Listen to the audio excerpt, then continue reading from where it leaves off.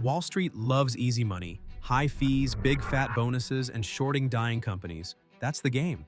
But when red flags appear, Wall Street looks the other way, because the money is just too good. This time, those red flags had a name: Bill Hwang. He wasn't a billionaire hedge fund manager, he was a ghost. Invisible to regulators, yet powerful enough to move entire markets. This is the story of his hidden hedge fund, a firm that technically didn't exist, yet managed to borrow billions from Wall Street's biggest banks and blow up $20 billion in just 48 hours. A collapse so fast it proved on Wall Street, even the smartest get played by greed. Bill Hwang was a simple man. He drove a Hyundai, read his Bible every morning, and quietly traded from a small office in New York. But behind that quiet life was a man who, from a single office in New York, controlled more money than the giants of Wall Street themselves. Born in South Korea in 1964, Hwang came to the US with his pastor father and mother, chasing the American dream. He hustled through sales jobs at brokerage firms, earned his MBA at Carnegie Mellon, and eventually landed a spot at Tiger Management, the legendary hedge fund run by Julian Robertson, the man who turned $8.8 million into $22 billion and mentored a new generation of elite traders known as the Tiger Cubs. Hwang wasn't born into finance, he clawed his way into it. Under Robertson, he learned to bet big, think bigger, and trust conviction over caution. He often said his faith gave him an edge, but on Wall Street, conviction and faith can look a lot like recklessness. When Tiger Management shut down, Hwang launched Tiger Asia Management, and it roared. He made aggressive bets on Asian markets, turning $1.2 billion into nearly $5 billion at its peak. But like many traders, success made him overconfident. In 2012, US regulators caught up with him on insider trading charges. Hwang eventually pleaded guilty, admitting he had traded on confidential information. He paid tens of millions in fines and was banned from managing other people's money. On Wall Street, that's usually a death sentence. But not for Bill Hwang. He found a loophole a way back into the game without technically breaking any rule. Every major bank in this story knew exactly who they were dealing with. A man banned from Wall Street. A man regulators had already flagged. And yet, the money kept flowing.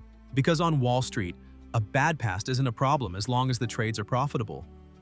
That's how Bill Hwang found his way back into the game, not by breaking the rules, but by operating inside a system that chose not to enforce them. And that system had a name. Instead of running a hedge fund, he created Archegos Capital Management, a family office. And that small legal detail changed everything. A family office is a private firm that manages the fortune of a single wealthy individual or family. No outside investors means no mandatory disclosures, no quarterly reports, and most importantly, no real oversight. In plain English, they don't have to answer to anyone. Not to investors. Not even to the SEC. For billionaires, it's the perfect playground: total secrecy, total control. And family offices aren't a loophole by accident. They exist because powerful clients asked for them. This wasn't a blind spot. It was a design choice. Bill Hwang, it became the ultimate weapon. Archegos didn't build its empire the normal way. Bill Hwang found a loophole, one of Wall Street's most dangerous tricks. It was called a total return swap. In simple terms, it let him bet on a stock without ever owning it. The bank bought the shares and held them on its books. Hwang just paid a small fee and collected all the profits or losses as if the stocks were his. His name never appeared anywhere, only the bank's names did. On paper, he owned nothing. In reality, he controlled everything. And the banks? They held all the risk, while pretending they didn't. He made deals with nearly every major bank: Credit Suisse, Nomura, Morgan Stanley, Goldman Sachs, all hungry for the fees and blind to the risk. The banks carried the stocks Viacom, CBS, Discovery, Baidu, Tencent Music, while Hwang quietly pulled the strings from behind the curtain. It was financial rocket fuel, because through swaps he could hide his true positions. No SEC disclosures, no transparency.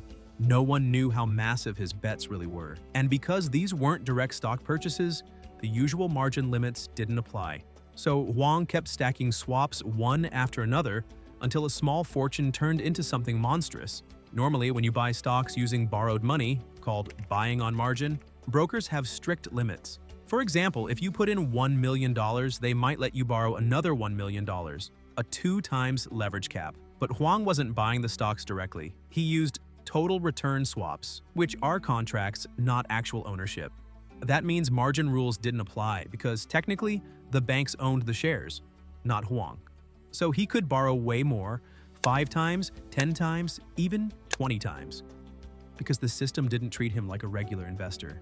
That loophole is what turned $10 billion into exposure worth $100 billion. Archegos exposed a truth the banks didn't want to face.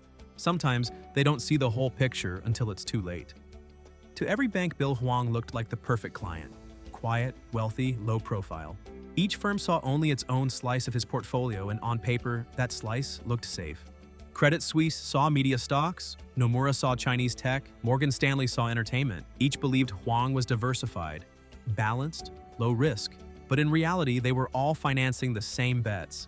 The same handful of stocks, Viacom CBS, Discovery, Baidu, and Tencent Music, used again and again as collateral. Each bank thought Archegos owned a piece of the puzzle.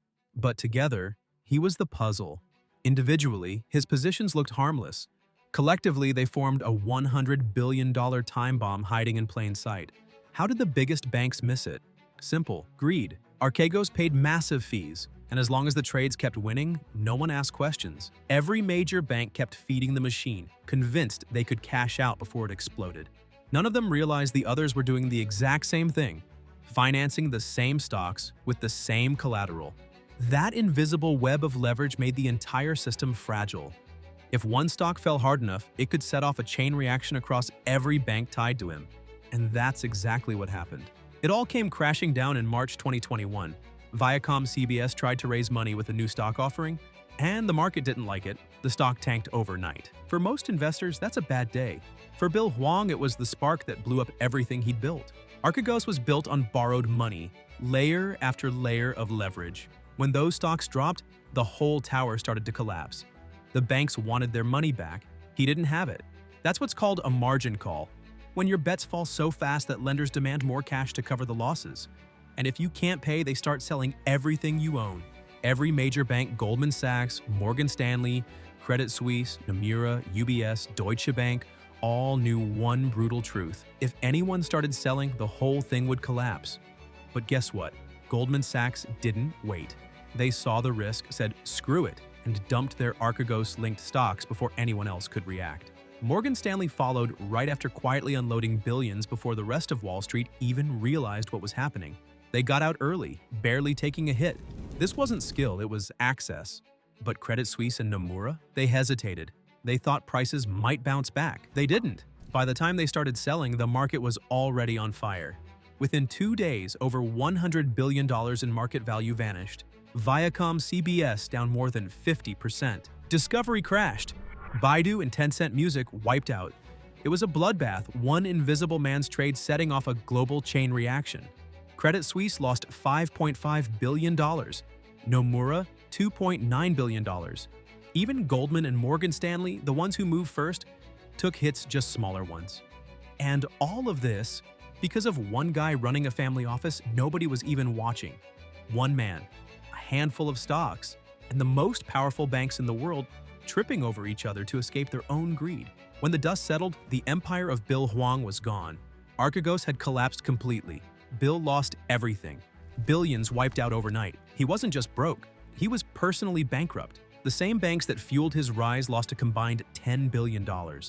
Credit Suisse was hit hardest, its reputation shredded. Executives fired, investigations launched. It became one of the biggest trading disasters in modern history.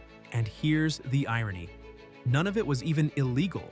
There was no Ponzi scheme, no fake numbers, no stolen money, just leverage, secrecy, and good old-fashioned greed. Regulators didn't miss it. They just assumed someone else was watching, and no one was. One man quietly borrowed billions from half of Wall Street, and no one noticed. And that's the real scandal. No bank executive went to jail. No regulator lost their job. No system was changed. Archegos didn't expose a rogue trader. It exposed a system that rewards risk, hides leverage, and socializes the damage. Wall Street didn't miss this. It financed it. That's why this wasn't a failure. It was business as usual. This is the Wall Street Files. Subscribe if you want documented case files on how Wall Street really operates, because this wasn't a one-time event. It's the system repeating itself.